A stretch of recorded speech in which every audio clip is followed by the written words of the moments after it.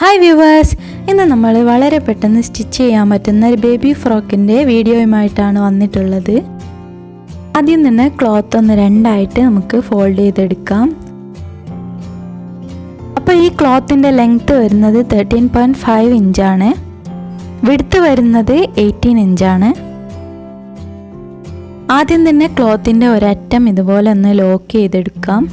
Width വരുന്ന സൈഡിലാണ് ഞാൻ ലോക്ക് ചെയ്ത് കൊടുക്കുന്നത്.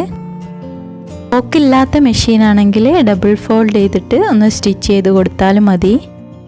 നമ്മുടെ വീഡിയോ ആദ്യമായിട്ട് കാണുന്ന ആരെങ്കിലും ഉണ്ടെങ്കിൽ നമ്മുടെ ചാനൽ നിന്ന് മറക്കാതെ സബ്സ്ക്രൈബ് ചെയ്യാട്ടോ.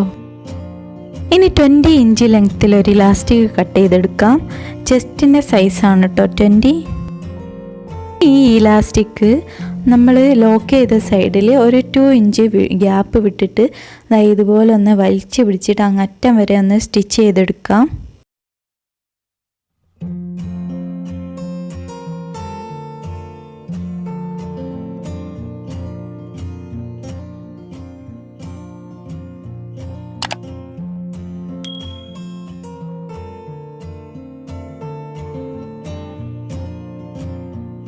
ഇപ്പോൾ അതേ ഇലാസ്റ്റിക്കൊക്കെ ഞാൻ സ്റ്റിച്ച് ചെയ്തെടുത്തിട്ടുണ്ട്.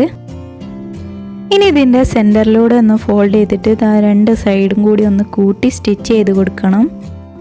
എന്നിട്ട് ഈ ഫ്രോക്കിൻ്റെ താഴ്ഭാഗം ഒന്ന് ഡബിൾ ഫോൾഡ് ചെയ്തിട്ട് സ്റ്റിച്ച് ചെയ്ത് കൊടുക്കാം. ഇനി ഇതാ 2 പീസ് ക്ലോത്ത് എടുത്തിട്ടുണ്ട്. 3 ഇഞ്ച് ലെങ്ത്തും 7.5 ഇഞ്ച് വിഡ്ത്തുമാണ് ഇതിനുള്ളത്.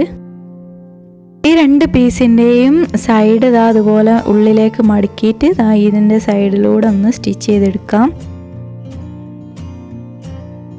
ഇപ്പോൾ ഇതുപോലെ 2 സ്ട്രാപ്പ് കിട്ടിയിട്ടുണ്ട്. ഇനി ഇത് നെക്കിലൊന്ന് വെച്ച് കൊടുക്കണം. അതിനാദ്യം തന്നെ ഇതിൻ്റെ സെൻറ്റർ ഒന്ന് അടയാളപ്പെടുത്തിയെടുക്കാം. എന്നിട്ട് ഈ സെൻറ്ററിൽ നിന്ന് 2 ഇഞ്ച് 2 സൈഡിലേക്ക് ഒന്ന് മാർക്ക് ചെയ്തെടുക്കാം.